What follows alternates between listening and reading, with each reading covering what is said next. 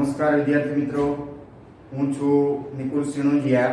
Shri SN વિદ્યાલય પરિવાર વતી e learning પ્રોગ્રામમાં આપ સર્વેનું ફરી એક વખત હાર્દિક સ્વાગત કરું છું. હવે વિદ્યાર્થી મિત્રો, આગળના વિડીયોમાં આપણે ઉત્સર્જન તંત્રની માહિતી મેળવી ગયા છીએ.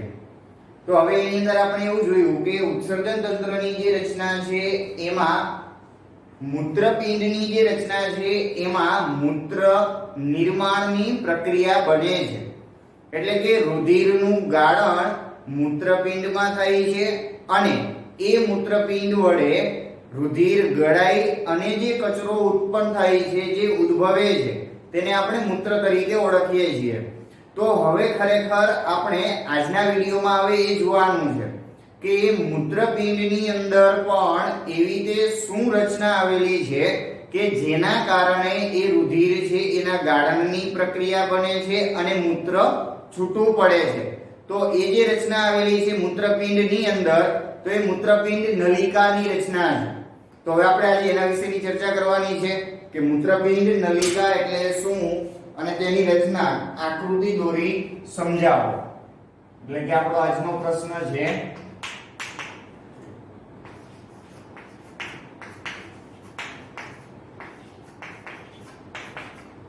મૂત્રપિંડ નલિકા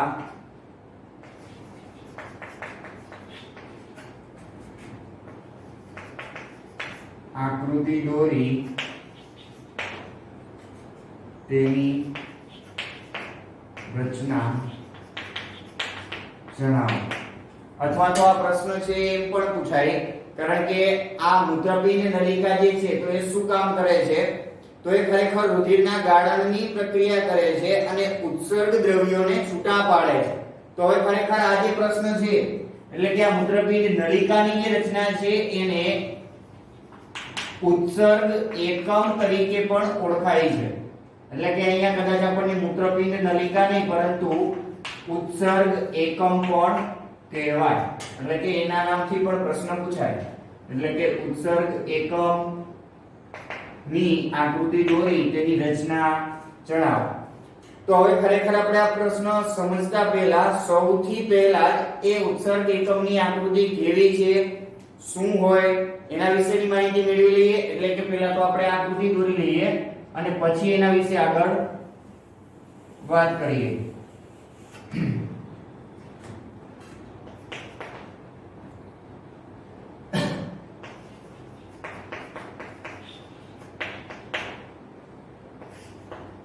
તો ચાલો હવે સૌપ્રથમ આપણે શું કરીશું, તો આકૃતિ દોરવા માટે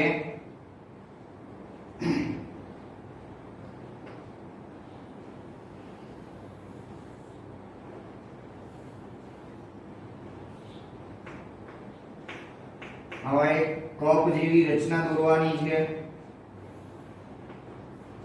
હવે અહીંયાથી કપ જેવી જે રચના છે, હવે ત્યાંથી આપણે શું કરવાનું છે, તો ત્યાંથી આપણે ગુજરાતીમાં પહેલા તો આ રીતે આમ ટ દોરવાનું છે. એટલે કે આ ટ દોરાઈ જાય. હવે પહેલા એને ડબલ લાઈન કરી દઈએ.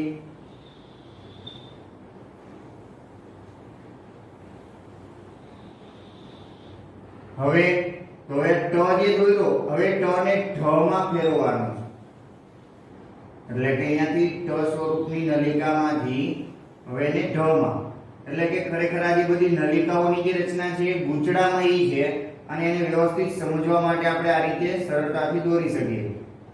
હવે શું કરવાનું છે, તો હવે અહીંયાથી એને આપણે આ રીતે ડ સ્વરૂપે વિચારવાની છે.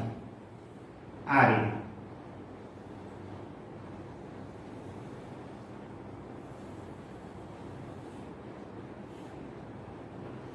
હવે તો આ બંને નલિકાને છેક નીચે સુધી લંબાવી અને ત્યાંથી યુ આકારે વાળવાની છે.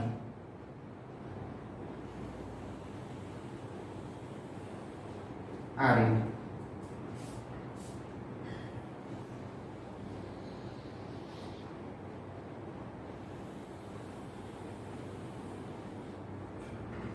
હવે અહીંયા યુ આકારે જે વાળી છે એમાંથી અંદરની જે રચના છે, મતલબ કે અંદરની જે આકૃતિ છે એની અંદરનો જે ભાગ છે અંદરની લાઈન, એ અંદરની લાઈનને અહીંયાથી લઈ અને અંદરની લાઈનથી હવે આગળની આકૃતિ દોરવાની.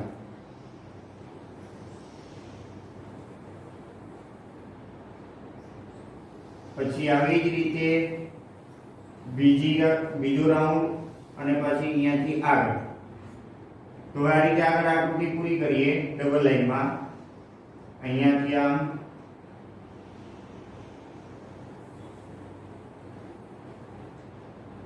તો આ વચ્ચેનો ભાગ છે એ ભૂસી નાખીએ.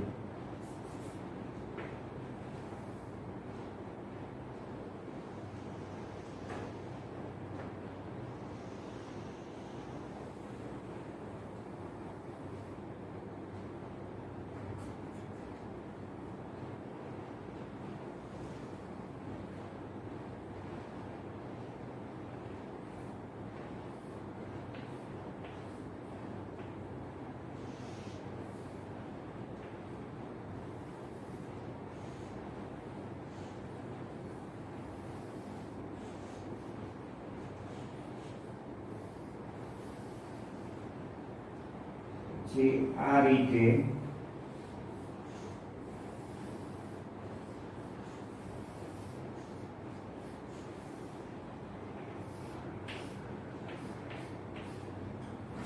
ચાલો હવે ખરેખર આ આકૃતિ કેવી છે, ઉત્સર્ગ એકમની આકૃતિ કેવી હોય તો એ મૂત્રપિંડ નલિકા. હવે જો આટલી આકૃતિ જે આપણે દોરેલી છે એ ખરેખર શેની આકૃતિ છે તો એ મૂત્રપિંડ નલિકાની આકૃતિ છે. મતલબ કે આવી રીતે આ મૂત્રપિંડ નલિકા છે ખરેખર આવી ગુચડા આકારે ગુચડા સ્વરૂપે ગોઠવાયેલી હોય છે. હવે આની અંદર વાત કરીએ તો હવે આ જે આખી જે રચના છે, હવે એની અંદર રુધિર કેશિકાઓ છે જોડાયેલી હોય છે. મતલબ કે આપણે જાણીએ છીએ કે જો ખાલી તમને અહીંયા કહું તો આપણે આ રીતે આ મૂત્રપિંડની રચના છે જોઈ ગયા. હવે આ મૂત્રપિંડની રચનામાં આપણે એવું જોયું હતું કે આ શિરા અને ધમની વાળો જે ભાગ છે તો શિરા વાળો ભાગ અને ધમની વાળો ભાગ બે આની સાથે જોડાયેલા હોય છે. હવે વિચારો કે આ ધમનીની રચના છે તો ધમની વડે રુધિર છે જ્યારે દાખલ થાય તો આ મૂત્રપિંડની અંદર શું આવેલું છે તો કે આવી મૂત્રપિંડ નલિકા આવેલી છે. તો હવે આપણને એમ થાય કે આવી મૂત્રપિંડ નલિકા મતલબ કે કેટલી હોઈ શકે તો અસંખ્ય પ્રમાણમાં, એટલે કે આ એટલી સૂક્ષ્મ રચના છે કે આ એક મૂત્રપિંડની અંદર 10 લાખ કરતા પણ વધારે 10 લાખ પ્રત્યેક મૂત્રપિંડની અંદર આવી મૂત્રપિંડ નલિકા કે આવા ઉત્સર્ગ એકમો 10 લાખ કરતા વધારે આની અંદર આની સંખ્યામાં હોય છે. તો વિચારો કે ઘણી બધી સૂક્ષ્મ રચના છે અને એ સૂક્ષ્મ રચના છે તો એની અંદર હવે વિચારો કે આ નલિકાની સાથે સાથે આ જે ધમનીનો જે ભાગ છે તો એ ધમનીની જે રચના છે તો એ ધમની વાળો ભાગ પણ એ મૂત્રપિંડ નલિકાની જે રચના છે તો એ એની અંદર ગોઠવાયેલો છે. કારણ કે હવે જો ધમની વડે રુધિર દાખલ થાય તો જ એ ગાળણની પ્રક્રિયા દ્વારા મૂત્ર છે એનું નિર્માણ થાય છે.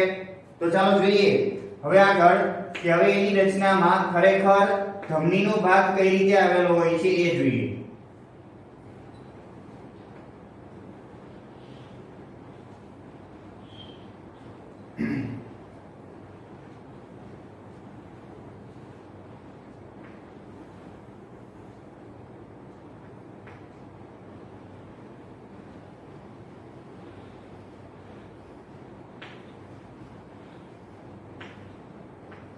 ધમની આ રીતે આ ખાલી કપ જેવો જે ભાગ છે એની અંદર એ ધમની છે દાખલ થઈ અને ગૂંચળા સ્વરૂપે વિખરાયેલી હોય છે અને ત્યાંથી એ જ માર્ગેથી એ આ રીતે બહાર નીકળે છે.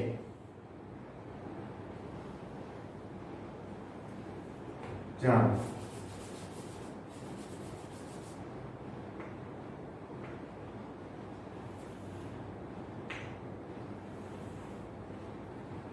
હવે જે આ ધમની વાળો જે ભાગ છે તો હવે આ નલિકા છે એ નલિકાને આપણે અહીંયાથી બે ભાગમાં વિભાજિત કરવાની છે. તો કે હવે અહીંયાથી કઈ રીતે બે ભાગમાં વિભાજિત કરવાની છે તો એક ઉપરની તરફ અને એક નીચેની તરફ. તો ધારો કે અહીંથી આપણે આ નીચેનો ભાગ છે એને આ રીતે આમ વિભાજિત કરીએ ધારો કે આ નીચેની જે નલિકાનો ભાગ છે એ આ રીતે અહીંયા જોવા મળે છે. આવી જ રીતે આ ઉપરનો ભાગ, તો ઉપરના ભાગને આપણે આ રીતે આગળ લંબાવીએ. તો હવે અહીંયાથી આ જે નલિકાનો ભાગ છે, તો હવે ખરેખર આના અહીંયાથી આ બે ભાગ પડે, પણ આ જે નલિકા આગળ વધે છે તો આગળ વધી અને આના પણ આપણે અહીંયા બે ભાગ દર્શાવવાના છે. એટલે કે આ રીતે.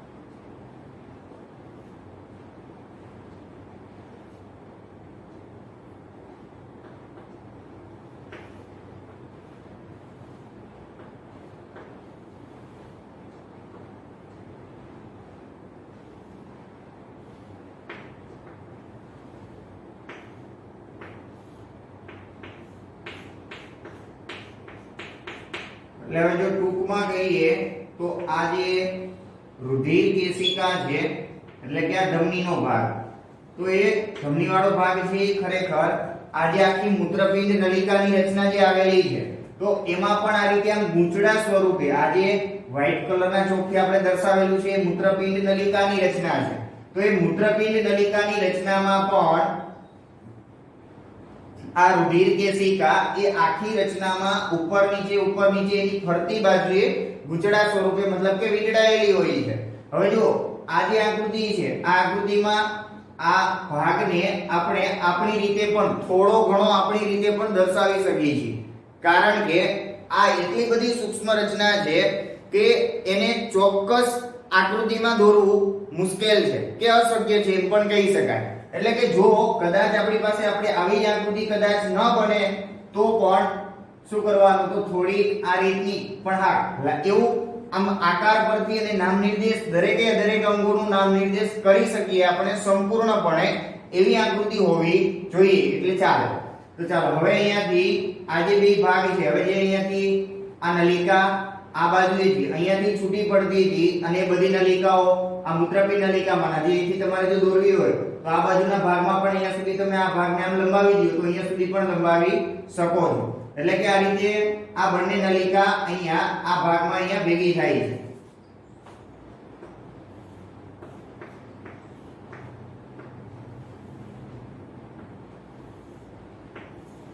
ચાલો હવે તો બીજી બાજુનો જે ભાગ છે એને પહેલા તો આપણે આગળ તરફ લંબાવીશું અને એને આપણે અહીંયાથી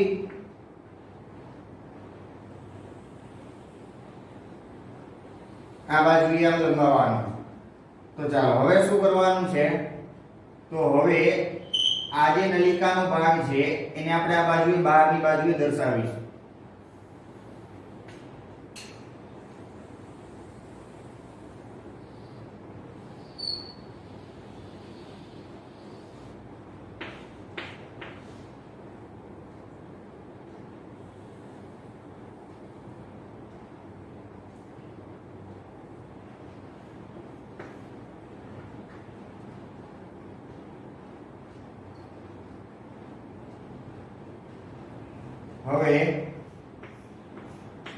હવે જે આ બંને નલિકા છે, હવે બંને નલિકાને અહીંયાથી ભેગી કરવાની, એટલે કે આ બાજુએથી આ નલિકા છે આની સાથે આપણે આમ જોઈન્ટ કરતા જઈએ.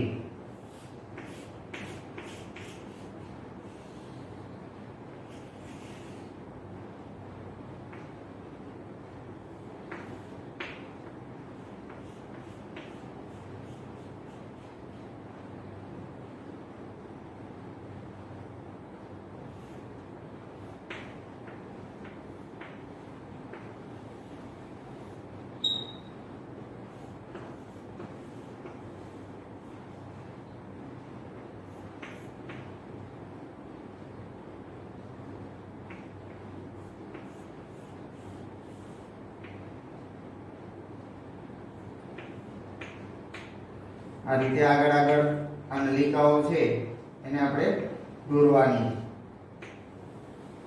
એટલે આ રીતે આ ભાગમાં આપણે વેચતા જઈએ આગળ.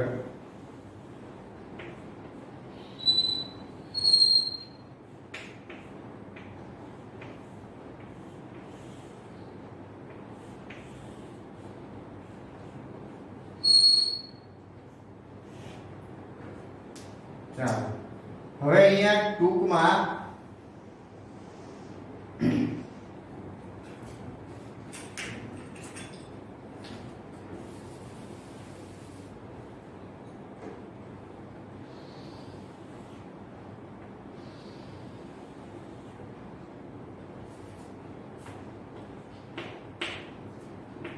હવે આ જે આખી રચના છે આ અહીંયા ભેગી થતી આ જગ્યાએ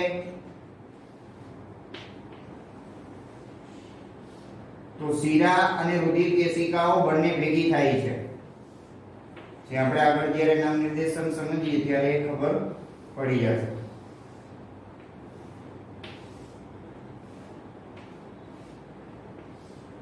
ચાલો હવે આ થઈ ગઈ આપણી મૂત્રપિંડ નલિકાની આકૃતિ. હવે આની અંદર આગળ વાત કરીએ કે ખરેખર આ જે રચના છે હવે એની અંદર કેવા કેવા પ્રકારના અંગો આવેલા છે અને એ અંગોનું કાર્ય શું છે કે એની રચના કેવી છે, ખરેખર આ કેવા દેખાય છે કે એનો આકાર કે રચના કેવી ધરાવે છે. હવે આપણે એની વાત કરવાની. તો ચાલો સૌથી પહેલા જ હવે આપણે આગળ અહીંયા નામ નિર્દેશથી આગળ વધીએ. તો હવે કોથળી જેવો જે ભાગ જોવા મળે છે આ જે કોથળી જેવો ભાગ છે એ કોથળી જેવા ભાગને બાઉમેનની કોથળી કહે છે.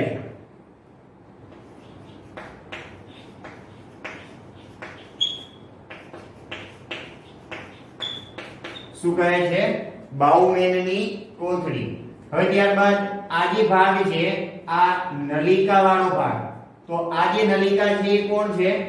તો એ મૂત્રપિંડ ધમની મતલબ મૂત્રપિંડ નલિકામાં આવેલી ધમનીની શાખા છે.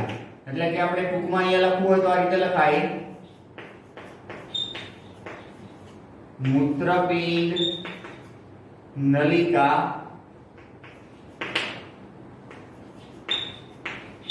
ધમનીની શાખા. ધમનીની શાખા વાળો ભાગ છે. જ્યારે આ જે ભાગ છે તો આ ભાગ છે કોણ છે? તો એ શીરાની શાખા છે. મૂત્રપિંડ નલિકામાં શીરાની શાખા. હવે આ જે શીરાવાળો ભાગ છે હવે એમાં આ ગાળાથી આ યુ આકારનો જે ભાગ છે ત્યાંથી લઈ અને અહીંયા સુધીનો જે ગાળો છે તો આ ગાળાને શું કહેવાય? તો એને કહેવાય હેન્ડલેનો પાસ.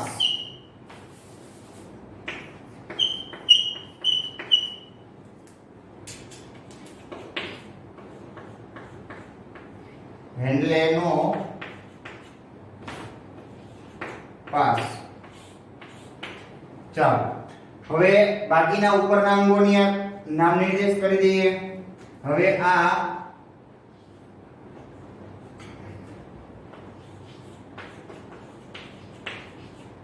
નિકટવર્તી ગૂંચળું, પછી આ યુ આકારની રચના એટલે કહેવાય એને કહેવાય હેન્ડલેનો પાસ. હવે ત્યાર પછી આગળ આ જે ગૂંચળાવાળી રચના છે એમાં આપણે આગળ વધીએ તો આ જે દૂર મતલબ કે આનાથી નજીકમાં આવેલું ગૂંચળું એટલે કે નિકટવર્તી ગૂંચળું કહેવાય. આનાથી આપણે દૂર જઈએ જેમ જેમ તો એ નલિકામાં આગળ વધીએ તેમ તેમ આ જે નલિકા છે તો આને દૂરસ્થ ગૂંચળું અથવા તો દૂરસ્થ મૂત્રપિંડ નલિકા પણ કહેવાય.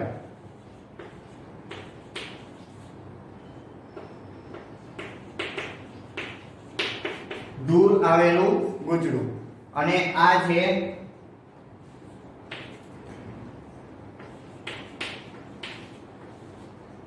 સંગ્રહ નલિકા.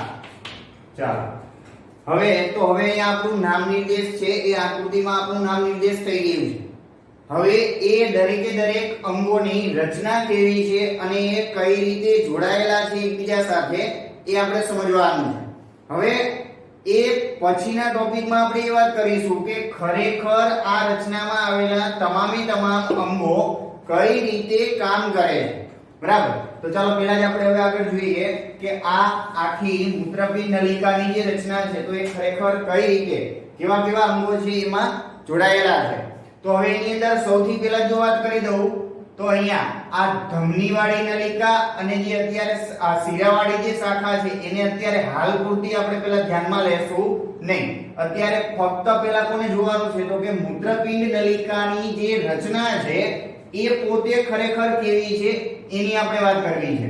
તો ચાલો પહેલેથી વાત કરીએ તો સૌથી પહેલું જ અંગ આવશે અહીંયા આપણું કે બાઉમેનની કોથળી. તો આપણે અહીંયા એક કરી દઈએ એટલે જેથી કરીને આપણને ખ્યાલ આવે.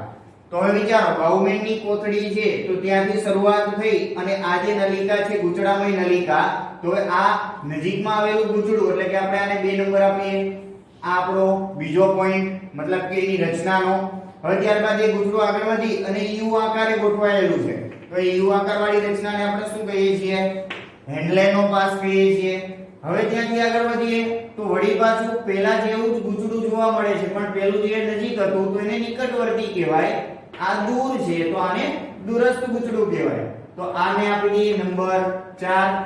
હવે એ ગૂંચળાને આગળ વધારીએ તો એ ગૂંચળું છે ક્યાં જોડાયેલું છે તો કે એક સ્તંભ સ્વરૂપની એક મજબૂત નલિકામાં, જેને આપણે શું કહીએ છીએ?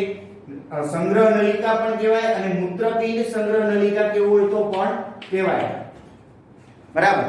તો આ રીતે ચાલો આ અંગો છે જોડાયેલા છે. હવે દરેકે દરેક અંગોની રચના કે એનું જે કાર્ય છે પેલા એની વાત કરીએ. હવે વાત કરીએ આગળ. તો ચાલો હમણાં આપણે આગળ મેં અહીંયા તમને વાત કરી મુજબ કે મૂત્રપિંડ નલિકાની જે રચના છે તો આ મૂત્રપિંડ નલિકા ક્યાં આવેલી હોય? પહેલા તો એ મૂત્રપિંડની અંદર આવેલી હોય છે.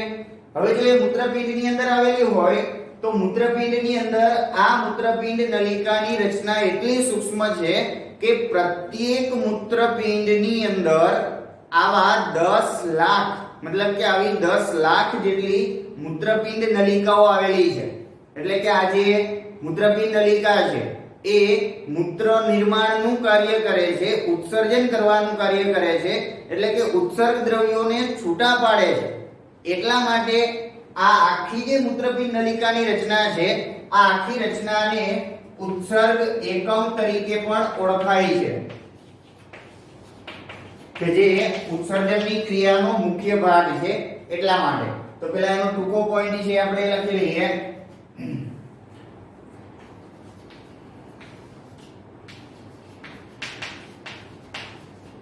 પ્રત્યેક મૂત્રપિંડમાં 10 લાખ જેટલી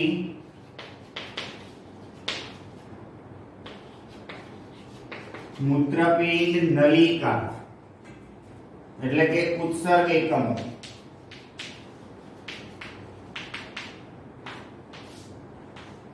દસ લાખ જેટલા ઉત્સર્ગ એકમો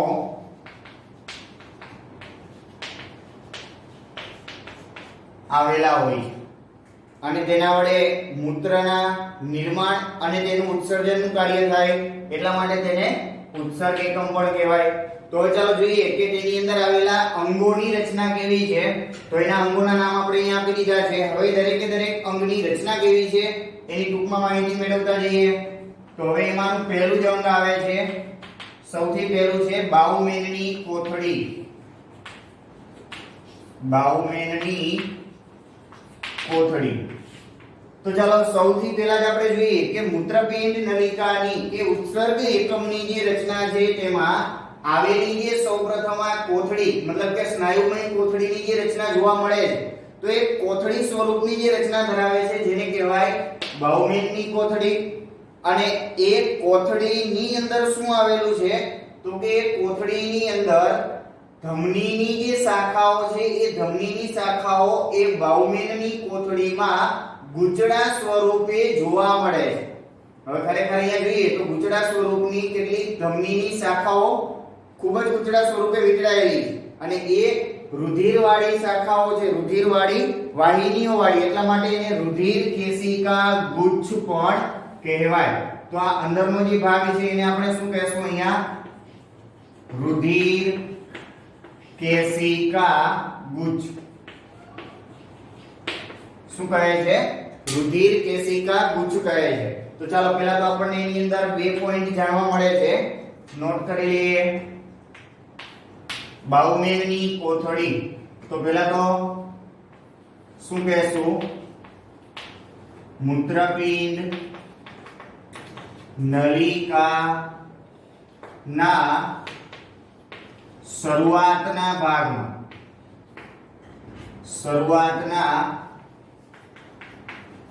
ભાગમાં આવેલી કોથળી જેવી રચનાને શું કહેવાય? બાઉમેનની કોથળી કહે છે. હવે આ રચના મૂત્રપિંડ નલિકાના શરૂઆતના ભાગમાં જ આવેલી છે. તો હવે વિચારો કે આ જે રચના છે તો એ મૂત્રપિંડની જે રચના હોય તો મૂત્રપિંડમાંથી જેવી આ ધમની છે એ દાખલ થાય તો એ ધમનીની આગળનો જે ભાગ છે તો હવે ખરેખર એ ધમનીની જે આગળનો શાખાવાળો જે ભાગ છે તો એ ખરેખર આવા અસંખ્ય જે મૂત્રપિંડ નલિકાઓ આવેલી હોય તો સૌપ્રથમ આ બાઉમેનની કોથળીમાં દાખલ થાય છે. એટલે કે આ રીતે આવી અસંખ્ય શાખાઓ છે એના કારણે હવે તો આવી જે ફુગા કે કોથળી સ્વરૂપની જે રચના છે જેને શું કહેવાય? તો જેને બાઉમેનની કોથળી કહે છે. એટલે કે રચનાને બાઉમેનની કોથળી કહે છે. હવે વિચારો કે હવે બાઉમેનની કોથળીની જે રચના છે એની અંદર આવેલી આ ધમનીની જે રચના છે મતલબ કે રુધિર કેશિકાઓની રચના તો એ રુધિર કેશિકાઓ એની અંદર ગૂંચળા સ્વરૂપે ગોઠવાયેલી હોય છે જેને આપણે શું નામ આપીએ છીએ કે જેને શું કહેવાય? તો રુધિર કેશિકા ગુચ્છ કહે છે. અને તેમાં એટલે કે બાઉમેનની કોથળીમાં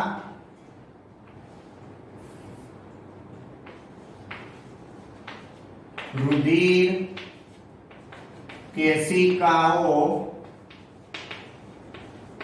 ગૂંચળા સ્વરૂપે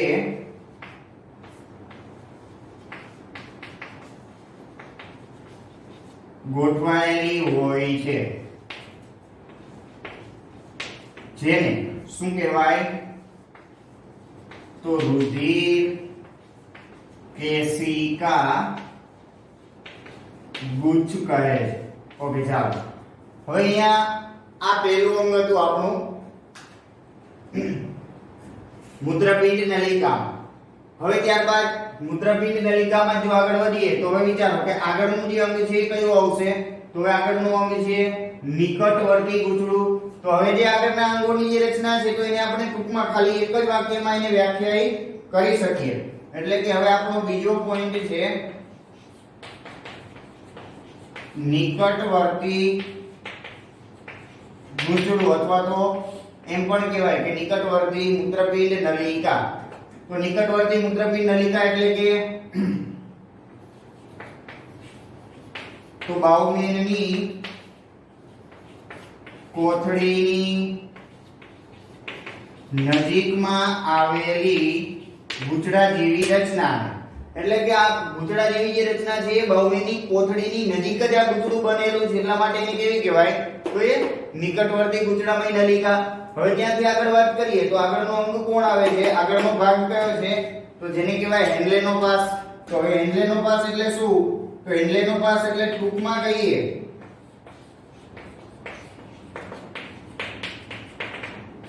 હેન્ડલેનો પાસ એટલે શું કહેવાય?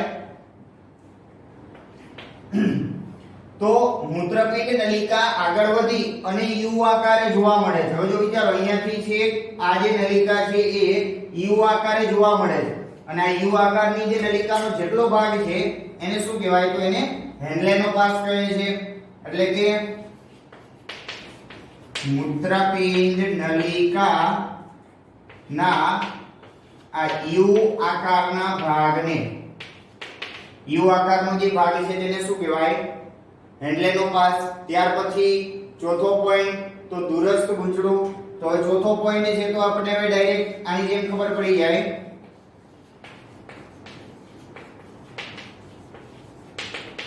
તો દૂરસ્થ ગૂંચળું એટલે કે દૂર આવેલી મતલબ કે બાઉમેનની કોથળીથી દૂર આવેલી જે ગૂંચળા સ્વરૂપની રચના છે એ. અને ત્યાર પછી છેલ્લે આગળનો ભાગ સંગ્રહ નલિકા.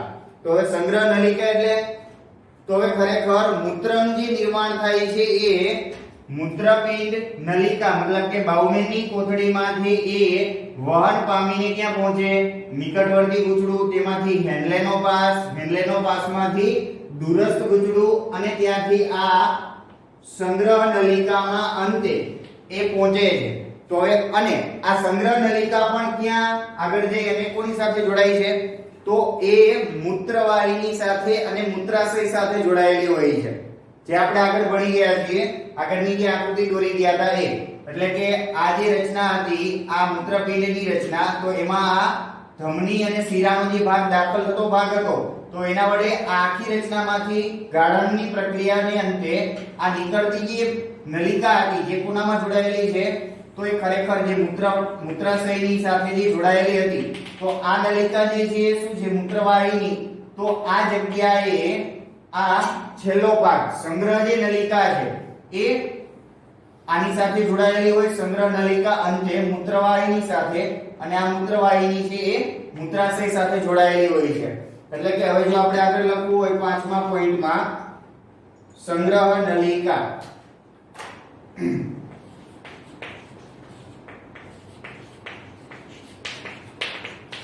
તો સંગ્રહ નલિકામાં શું લખી શકાય?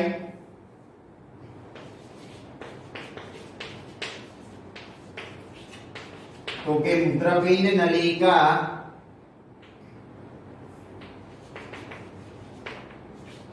મૂત્રપિંડ નલિકાનો અંતિમ ભાગ, મૂત્રપિંડ નલિકાનો એ અંતિમ ભાગ છે મૂત્રપિંડની અંદરના અંગોમાં. હવે એ ભાગ અંતે, હવે એ અંતે કોની સાથે જોડાય છે? તો એ અંતે મૂત્રવાહિની સાથે અને મૂત્રાશય સુધી રુધિર પહોંચે છે. મૂત્ર છે એ પહોંચે છે કે જે ઉત્સર્ગ પદાર્થો છે એ ત્યાં સુધી પહોંચી શકે છે. ઓકે, તો હવે આ અતિ સામાન્ય એવી મૂત્રપિંડ નલિકા કે ઉત્સર્ગ એકમની આકૃતિ કે રચના. પરંતુ હવે આપણે ચોક્કસ રીતે હવે જાણવું છે કે ભાઈ ખરેખર આ અંગોની રચના જે છે આની અંદર મૂત્રનું નિર્માણ કઈ રીતે થાય છે અને મૂત્ર છે એ છેક મૂત્રપિંડની બહાર એટલે કે આ મૂત્રપિંડ નલિકામાંથી કઈ રીતે બહાર નીકળે છે અને એમાંથી રુધિર કઈ રીતે ગળાઈ અને રુધિર છે આગળના અંગોમાં આગળ વધે છે. તો હવે આ બે વસ્તુ છે એ આપણે જોવાની છે. મતલબ કે અહીંયા સુધીનો આ પ્રશ્ન હતો. જો આ પ્રશ્ન છે તો આ પ્રશ્ન આકૃતિ દોરી સમજાવો તો એ પ્રશ્નમાં અહીંયા સુધીનું જ લખવાનું થાય. પરંતુ હવે અલગથી કદાચ પ્રશ્ન પૂછે કે મૂત્રપિંડ નલિકા વડે કે ઉત્સર્ગ એકમ વડે થતી મૂત્ર નિર્માણની પ્રક્રિયા સમજાવો, તો હવે એ કઈ રીતે બને? તો હવે આપણે આગળ એની વાત કરીએ. તો ચાલો હવે આગળ, તો હવે ખરેખર વિચારો કે આપણે આગળ આમાં જોઈએ છીએ કે મૂત્રપિંડ નલિકામાં ધમનીની જે શાખા છે એ ધમનીની શાખા વડે શું થશે? તો રુધિર છે એ મૂત્રપિંડમાં દાખલ થાય છે. અહીંયાથી આ ધમનીનો જે શાખાવાળો ભાગ છે, આ ધમનીના શાખાવાળા ભાગમાંથી રુધિર છે ક્યાં આવે છે? તો આ રુધિર છે એ આ બાઉમેનની કોથળીમાં દાખલ થાય છે. હવે એ જે રુધિર આવે છે તો એ રુધિર ઉત્સર્ગ દ્રવ્યોયુક્ત રુધિર હોય છે. રુધિર કેવું હોય છે? તો કે ઉત્સર્ગ દ્રવ્યો ધરાવતું હોય તેવું. મતલબ કે આપણા શરીરમાંથી નકામા જે બિનજરૂરી કે ઝેરી જે પદાર્થો ઉત્પન્ન થયેલા છે બાકીના તમામ તંત્રો દ્વારા, તો એ તમામે તમામ તંત્રો દ્વારા ઉત્પન્ન થયેલા ઉત્સર્ગ દ્રવ્યો આ રુધિરમાં હોય છે અને એ રુધિર હવે ગાળણની પ્રક્રિયા માટે ગળાવા માટે અહીંયા સુધી પહોંચે છે, આ બાઉમેનની કોથળીમાં દાખલ થાય છે. તો ચાલો હવે જેવું મૂત્રપિંડમાં દાખલ થાય કે મૂત્રપિંડમાં દાખલ થતાની સાથે આ ધમની વડે એ રુધિર ક્યાં આવશે? તો કે બાઉમેનની કોથળીમાં. તો હવે બાઉમેનની કોથળીમાં આવી અને એ જગ્યાએથી એના ગાળણની શરૂઆત થાય છે અને અંત સુધીમાં મૂત્ર જે છૂટું પડે તો એ મૂત્રપિંડ નલિકા માટે મૂત્રવાહિનીમાં વહન પામે અને જે રુધિર છે તો એ વળી પાછું ફરી અને શિરા મારફતે વળી પાછું શુદ્ધ થવા માટે ઉપરના હૃદય કે ફેફસા સુધી પહોંચે છે. તો હવે ખરેખર આ જગ્યાએ જે પ્રક્રિયા બને છે એ બે ભાગમાં બને છે, એટલે કે ગાળણની જે પ્રક્રિયા છે એ બે ભાગમાં થાય છે. એટલે કે હવે કયા બે ભાગમાં થાય છે? તો રુધિરનું ગાળણ બે પ્રકારે કહી શકાય. પહેલું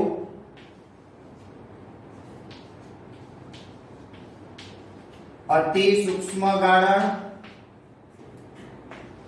અને બીજું પુનઃ શોષણ. એટલે ટૂંકમાં જો હવે કહીએ તો હવે આ પ્રશ્નને આપણે એમ કહેવું હોય તો હવે એમ કહી શકાય કે મૂત્ર નિર્માણની પ્રક્રિયા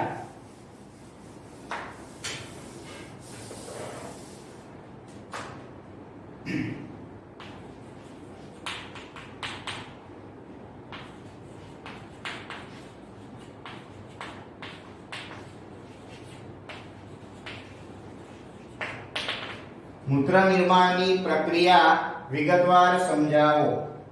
તો મૂત્ર નિર્માણની જે પ્રક્રિયા છે એ કેટલા ભાગમાં બને છે? મતલબ કે મૂત્રપિંડની અંદર એ આ બે ભાગમાં બને છે. હવે એક સૌથી પહેલી પ્રક્રિયા બને છે અતિ સૂક્ષ્મ ગાળણની. તો હવે અતિ સૂક્ષ્મ ગાળણ એટલે શું? તો હવે શબ્દ સાંભળતાની સાથે જ આપણને અહીંયા વિચાર આવે કે અતિ સૂક્ષ્મ ગાળણ એટલે કે મૂત્રપિંડ નલિકાની જે રચના છે એ ખરેખર અતિ સૂક્ષ્મ છે અને એ અતિ સૂક્ષ્મ ભાગમાં થતી ગાળણની પ્રક્રિયા એટલે એને કહેવાય અતિ સૂક્ષ્મ ગાળણ. તો હવે એ જગ્યાએ મૂત્રપિંડની અંદર એનું ગાળણ કઈ રીતે થાય? તો હવે એમાં પહેલા પોઈન્ટની વાત કરીએ.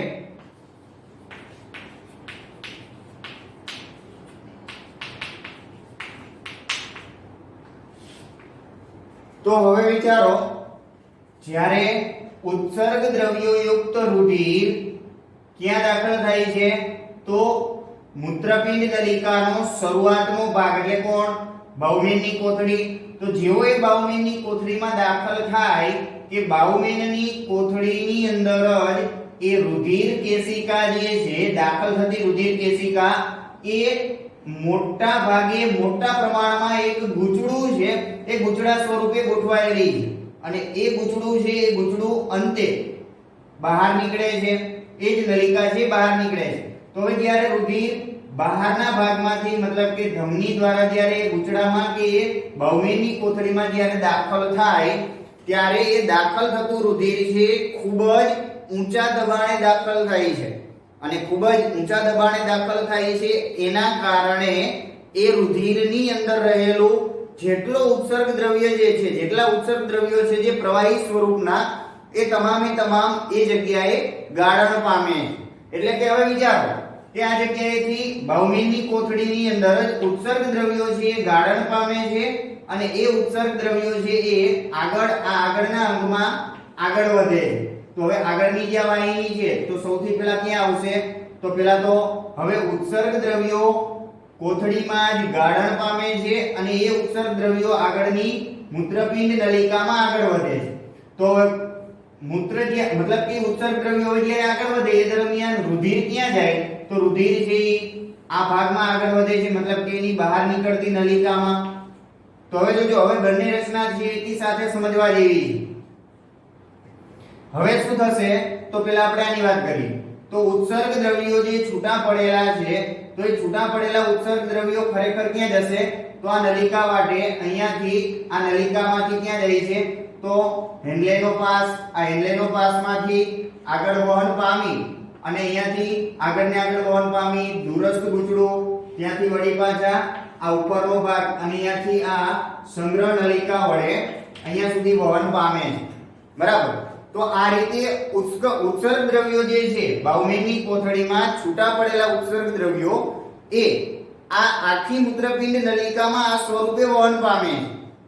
પણ હવે ખરેખર વિચારવા જગ્યાએ તો હવે એ જગ્યાએ ઉત્પન્ન થતા મતલબ કે ગાળણની પ્રક્રિયા દરમિયાન ઉદ્ભવતા જે ઉત્સર્ગ દ્રવ્યો છે તો એ નકામા જે પદાર્થો છે, દાખલા તરીકે નાઇટ્રોજન યુક્ત પદાર્થો, યુરિન, યુરિક એસિડ, તો આવા જે પદાર્થો છે, યુરિયા કે યુરિક એસિડ, તો આવા તમામ પદાર્થો તો ગાળણ પામે છે. પરંતુ સાથે સાથે જરૂરી એવા જે પદાર્થો હતા રુધિરની અંદર, ગ્લુકોઝ જે છે, ખનિજ દ્રવ્યો છે, આયનો છે, પાણી છે, તો આવા પદાર્થો પણ એની અંદર અમુક પ્રમાણમાં વહન પામી જાય છે એ ગાળણની પ્રક્રિયા દરમિયાન. તો હવે આપણને અહીંયા પ્રશ્ન થાય કે ભાઈ ખરેખર આપણે અહીંયા ઉત્સર્ગ દ્રવ્યોનું વહન કરાવવાનું છે, એની સાથે સાથે પોષક તત્વો કે કામના જે તત્વો છે, કામના ઘટક તત્વો છે ઉપયોગી, એ પણ અહીંયા વહન પામે છે. તો કે હવે એ જે વહન પામે છે તો હવે એ ખરેખર આપણા માટે ઉપયોગી છે તો એ વહન પામવા જોઈએ નહીં અને એનો નિકાલ થવો જોઈએ નહીં. તો એવું ન બને એટલા માટે જ્યારે આ નલિકા છે એ આગળ વધતી હોય, આ આગળ ને આગળ જ્યારે આગળ વધે છે એ દરમિયાન આખી મૂત્રપિંડ નલિકાની ફરતે આ રુધિર વાહિનીઓ જે છે એ ફરતી બાજુએ ગૂંચળા સ્વરૂપે ગોઠવાયેલી છે.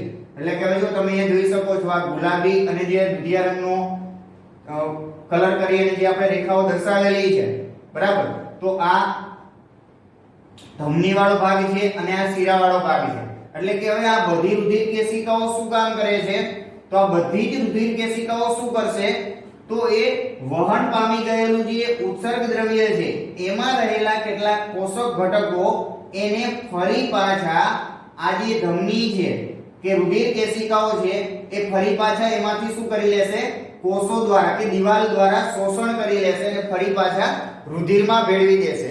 તો હવે વિચારો કે જો હવે રુધિરમાં ભેળવી દઈએ તો હવે એ પોષક તત્વો ઉત્સર્ગ દ્રવ્યોમાંથી એ પોષક તત્વો છે એ રુધિરમાં આવી ગયા. હવે એ રુધિર પોતાની નલિકામાં આગળ વધે છે. તો આ રીતે રુધિર છે એ નલિકામાં આગળ વધી અને ક્યાં જશે? તો હવે શિરા મારફતે એ શરીરમાં દાખલ થાય. તો હવે એ દરમિયાન છૂટા પડેલા જે ઉત્સર્ગ દ્રવ્યો હતા એ ઉત્સર્ગ દ્રવ્યોની અંદર જે સાથે સાથે પોષક ઘટકો પણ છૂટા પડેલા, હવે એ પોષક ઘટકો તો ક્યાં ગયા? તો આ કેશિકાઓ વડે રુધિરમાં ભળી ગયા. તો હવે વિચારો કે એની અંદર ફક્ત હવે બચે કોણ? તો હવે ફક્ત ને ફક્ત ઉત્સર્ગ દ્રવ્યો જ બચે છે જે નકામા પદાર્થો છે. તો હવે એ ઉત્સર્ગ દ્રવ્યો ક્યાં જશે? તો હવે એ ઉત્સર્ગ દ્રવ્યો છે એ આગળ ને આગળ વધી અને આ નલિકા વાટે, મૂત્રપિંડ નલિકા વાટે ક્યાં મળે છે? સંગ્રહ નલિકાને. અને આ સંગ્રહ નલિકા છે એ કોને જોડાયેલી હોય? મૂત્રવાહિની સાથે. અને આમ આ બાકી વધેલો તમામ પદાર્થ, બિનજરૂરી પદાર્થ, પ્રવાહી પદાર્થ એ ક્યાં જાય છે? મૂત્રવાહિનીમાં. અને આ રીતે મૂત્રવાહિનીમાંથી એનો મૂત્રાશય અને મૂત્રાશયના સંકોચનથી એ મૂત્રદ્વાર વાટે શરીરની બહાર ત્યાગ કરવામાં આવે છે. એટલે કે આ રીતે આ જે ઘટના બને છે, આ આખી ઘટના છે એ ખરેખર બે ભાગમાં વહેંચાયેલી. એક અતિ સૂક્ષ્મ ગાળણ. તો ગાળણની પ્રક્રિયા દરમિયાન રુધિરમાંથી આવા તત્વો જે દૂર થઈ છે, ગળાઈ જાય છે ઉત્સર્ગ દ્રવ્યો. હવે ઉત્સર્ગ દ્રવ્યો ગળાય એની સાથે સાથે કેટલાક ઉપયોગી ઘટકો પણ ગળાઈ જાય છે. તો એ ઉપયોગી ઘટકોને કઈ રીતે પાછા મેળવવામાં આવે? રુધિરમાં પુનઃ શોષણ દ્વારા. અને આમ હવે બાકી વધેલો જે ઘટક છે કે કચરો છે, ઉત્સર્ગ પદાર્થો, તો ફક્ત ને ફક્ત એમાં ઉત્સર્ગ પદાર્થોની હાજરી હોય છે. તો ચાલો ફટાફટ આપણે પેલા તો ટૂંકમાં એ પોઈન્ટ બધા નોટ કરી લઈએ એટલે જેથી આપણને આખી ઘટના છે ખ્યાલ આવી જાય. ચાલો, તો અતિ સૂક્ષ્મ ગાળણમાં શું થાય છે? તો કે સૌપ્રથમ ધમની વડે ઉત્સર્ગ દ્રવ્યો યુક્ત રુધિર ક્યાં દાખલ થાય? તો એ બાઉમેનની કોથળીમાં. બાઉમેનની કોથળીમાં આવે છે. અને બાઉમેનની કોથળીમાં આવવાથી ત્યાં શું થાય છે? તો બાઉમેનની કોથળીમાં આવી અને તે ઊંચા દબાણે વહન પામે છે. તે ઊંચા દબાણે વહન પામે છે અને તેમાંથી ખરેખર શું થાય? ઊંચા દબાણે વહન પામે છે એટલે કે તેમાંથી ખરેખર ઉત્સર્ગ દ્રવ્યો છૂટા પડે છે. એટલે તેમાંથી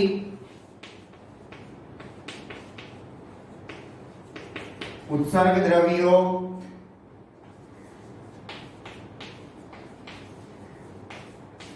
છૂટા પડે છે અને એ છૂટા પડતા ઉત્સર્ગ દ્રવ્યો મૂત્રપિંડ નલિકામાં આગળ વધે છે અને બાકી વધેલું જે રુધિર છે તો એ કોથળીમાંથી બહાર નીકળતી નલિકા વડે હવે એ રુધિર છે એ આગળ વધે છે. તો હવે રુધિરની વાત કરીએ તો ચાલો, તો હવે રુધિર છે કઈ રીતે કઈ નલિકામાં આગળ વધશે, તો બહાર નીકળી અને અહીંયાથી હવે આ રુધિર જે છે તો આ રુધિર વાહિનીઓ વાટે અહીંયાથી આ નલિકામાં, તો આ રીતે આ રુધિર છે તમામ આખી મૂત્રપિંડ નલિકા છે એને આખી મૂત્રપિંડ નલિકાને ફરતે ઘેરી લે છે. તો આ રીતે વિચારો કે આ રીતે અહીંયાથી આ મૂત્રપિંડ નલિકા વડે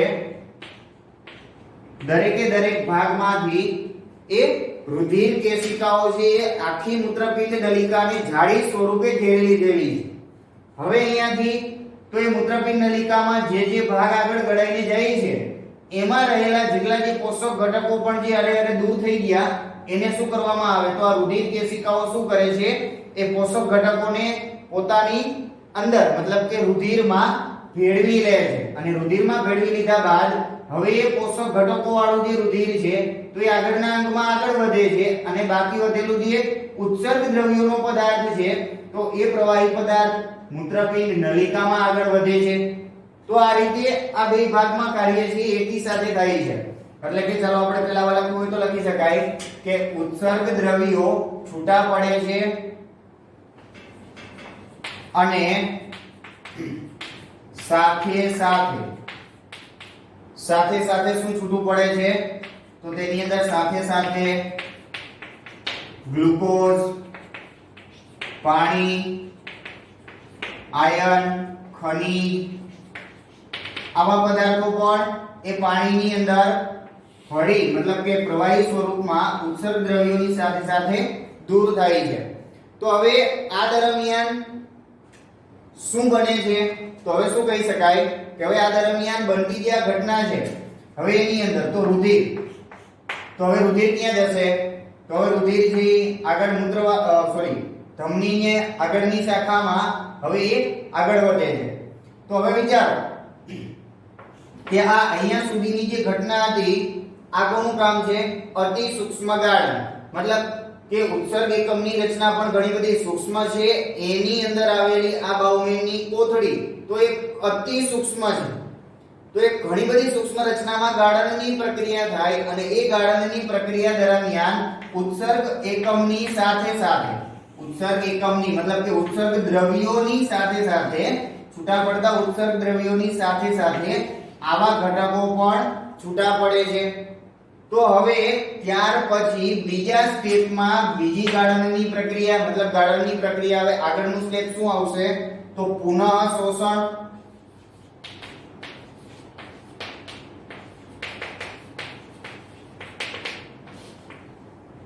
તો હવે પુનઃ શોષણની પ્રક્રિયામાં શું બને, તો હવે એમાં કોનું કામ, તો હવે આ રુધિર વાહિનીઓ, તો રુધિર વાહિનીઓ મૂત્રપિંડ નલિકાને સંપૂર્ણપણે જાળી સ્વરૂપે ઘેરી લે છે.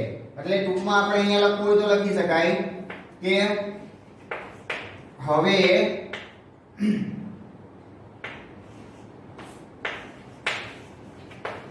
રુધિર વાહિનીઓ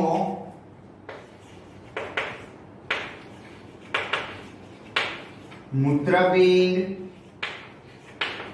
નલિકાને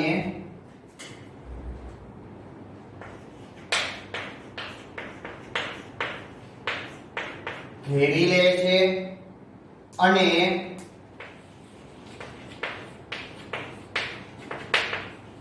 તેમાંથી આ બધા પદાર્થો, જેમાંથી આ બધા એટલે કોણ, તો કહેવાય તેમાંથી ગ્લુકોઝ, પાણી, આયર્ન અને ખનિજ આ તમામ પદાર્થોનું શું કરે છે, તમામ પદાર્થોનું શોષણ કરે છે.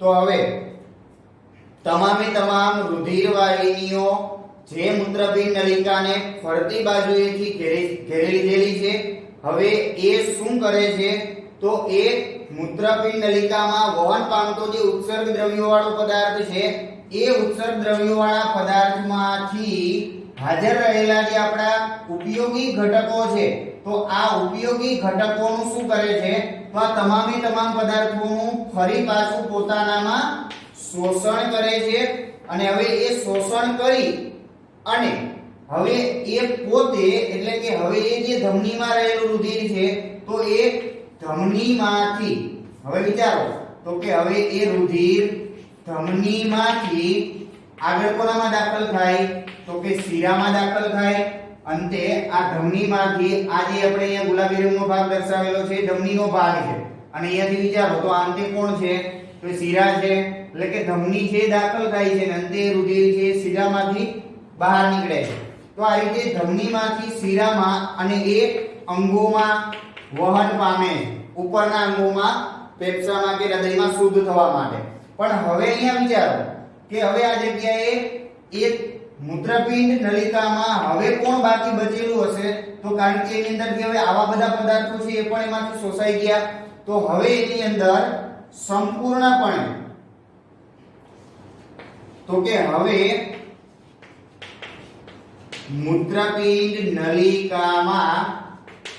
મૂત્રપિંડ નલિકામાં કોણ બચેલું છે તો કે સંપૂર્ણ ઉત્સર્ગ દ્રવ્યો સંપૂર્ણપણે ઉત્સર્ગ દ્રવ્યો તેમાં હાજર છે અને આ જે સંપૂર્ણ ઉત્સર્ગ દ્રવ્યો છે તો હવે તે વહન પામીને ક્યાં જશે તો તે વહન પામીને હવે અંતે ક્યાં સુધી જાય તો મૂત્રપિંડ નલિકામાંથી વહન પામી અને અંતે કોને મળે છે સંગ્રહ નલિકાને તો વહન પામીને લખવું હોય તો લખી શકાય કે સંગ્રહ નલિકા વડે મૂત્રવાહિની અને મૂત્રાશય સુધી પહોંચે છે મૂત્રવાહિની અને મૂત્રાશય સુધી પહોંચે છે અને આમ આ જે રુધિર છે એ મૂત્રપિંડની અંદર ગાળણની પ્રક્રિયા દ્વારા શુદ્ધ બને છે એ ગળાય છે અને એ રુધિરની અંદર કે મતલબ કે શરીરમાંથી ઉત્પન્ન થતા એવા જે ઉત્સર્ગ દ્રવ્યો છે બરાબર તો દાખલા તરીકે નાઇટ્રોજન યુક્ત પ્રવાહી યુરિયા યુરિક એસિડ તો આ મોટા ભાગના આવા જે પદાર્થો છે એ રુધિરમાંથી આ મૂત્રપિંડ નલિકામાં ગાળણની પ્રક્રિયા દ્વારા મૂત્રવાહિનીમાં અને મૂત્રવાહિનીમાંથી મૂત્રાશય અને મૂત્ર સ્વરૂપે શરીરની બહાર કાઢવામાં આવે છે એટલે કે આ રીતે આ રુધિર છે એના ગાળણની પ્રક્રિયા ક્યાં બને છે મૂત્રપિંડમાં અને આગળ મેં કીધું હતું કે રુધિરના શુદ્ધિકરણની પ્રક્રિયા પૂછે તો રુધિરના શુદ્ધિકરણની પ્રક્રિયા ક્યાં બને છે તો એ ફેફસામાં બને છે એટલે આ બે પોઈન્ટ ખાસ યાદ રાખજો હવે અહીંયા આપણું ચેપ્ટર પૂરું થાય છે હવે આખા ચેપ્ટરની અંદર હવે તમને ખ્યાલ તો આવી ગયો હશે કે આખા ચેપ્ટરની અંદર આપણે જે તમામે તમામ ટોપિક તમામે તમામ જે પ્રશ્નો ભણી ગયા એમાંના તમામ પ્રશ્નો છે એ ખૂબ જ અગત્યના છે જે આગળના ધોરણો માટે પણ તમને ખૂબ જ ઉપયોગી બનશે તેમજ બોર્ડની એક્ઝામમાં આકૃતિવાળા આમાંના જેટલા પ્રશ્નો આપણે ભણી ગયા એ તમામે તમામ પ્રશ્નોમાંથી કોઈને કોઈ એક કે બે પ્રશ્નો છે એ ફરજિયાતપણે પૂછાય છે અને એમાંથી અમુક પ્રશ્નો ફિક્સ છે કે આવા જ પ્રશ્નો પૂછાતા હોય છે તો ખાસ કરીને અત્યારે હાલ પૂરતું આપણે આ ચેપ્ટરની અંદર આવેલી તમામ આકૃતિવાળા મતલબ કે તમામે તમામ આકૃતિની કે રચનાવાળા જેવા પ્રશ્નો છે તો એ તમામે તમામ પ્રશ્નો છે એમાં સૌપ્રથમ પહેલા આપણે શું કરવાનું તો પહેલા તો આકૃતિ દોરી અને એક બે વાર પ્રેક્ટિસ કરી અને આકૃતિ દોરવાની અને એ આકૃતિનું નામ નિર્દેશ જ્યાં થતું હોય એ નામ નિર્દેશ પાકું કરવું હવે જો તમને એટલો તો ખ્યાલ આવી જ ગયો હશે કે જો આપણને આકૃતિ અને નામ નિર્દેશ આવડી જાય તો એ પ્રશ્ન છે આપણે એક કે બે વાર વાંચી લઈએ પછી ભલે ખાલી આપણે આકૃતિમાં જ નજર કરીએ તો પણ આપણને આખો પ્રશ્ન આવડે એટલે કે આકૃતિ નામ નિર્દેશ સાથે જો આવડી જશે તો પ્રશ્ન ખૂબ જ ઝડપથી યાદ રહેશે અને લાંબા સમય સુધી યાદ રહેશે તો જે આપણા માટે ફાયદાકારક છે તો બને તેટલું આકૃતિ દોરી અને પ્રશ્નોની વધુને વધુ પ્રેક્ટિસ કરવી બરાબર. ત્યાં સુધી હવે આગળના વિડીયોમાં આપણે આગળ નવા ચેપ્ટરની શરૂઆત કરીશું. ત્યાં સુધી નમસ્કાર.